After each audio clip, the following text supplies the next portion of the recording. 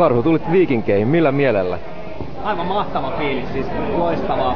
Stadikuntikas hima vihdoin ja viimein tuolta tuurilta. Ja, niin, hienoja fiiliksiä sieltä, mutta nyt oli loistava homma. Että väkki oikeastaan soitti ja kun tämä mahis aukeni, niin en mä kyllä miettinyt 2 kertaa siinä vaiheessa. Se oli niinku helvetin tyytyväinen, oli niinku ihan kaikin puolin vilpittömästi. Niinku, tää on loistava juttu. No tää punapaidan pukeminen ei tunnu kovin vieraalta vissiin. Ei.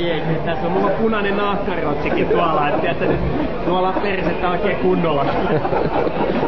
ei, kyllä mä tykkään punaisesta. Se on niinku todella hieno väri. Mä oon joulupukikeikkaa heittänyt 10 vuotta kanssa. Joo. Eli oikein tonne Viikinkin henkeä ja vereen siinä mielessä niinku sattumalta. Ehdottomasti joo. No niin, mutta Joo, ne on tulossa.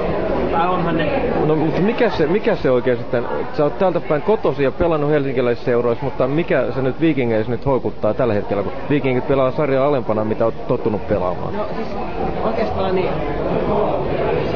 koko tää systeemi sinänsä, että mä oon pitkään tietysti katsonut Viikingeiden toimintaa, arvostettu seura pääkaupunkiseudulla ja sit mä tunnen pelaajia, ketä tässä pelas, ja valmentajan tiedän ja taustat, niin kyllä se kokonaispaketti oli sellainen, niin kuin, mun mielestä tässä on, mitä tuossa Jopenkin kanssa juteltiin, kun, ennen kuin tehtiin sopimusta, niin että on selkeä tavoite mennä eteenpäin ja kehittyä ja tässä on hyvä drive tässä seurassa. Et vaikka viime vuonna niin ei sarjapaikka säilynyt, niin mä tunnen noita pelaajia ja sitä fiilistä, mitä mä oon kuullut, niin tämä on mun mielestä äärimmäisen loistava haaste niin kaikin puolin. Ja kun mä nyt mietin futista yleisesti, niin kyllä mä näen, että jalkapallo on niin kuin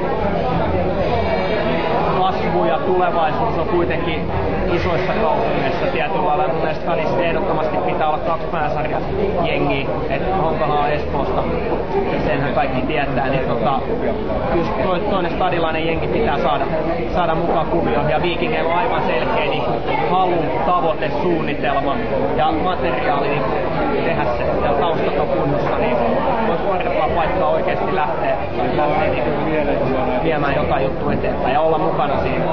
Niin no millaista roolia itsellesi odotat? Keskikentällä puolustuksessa tuut pelaamaan?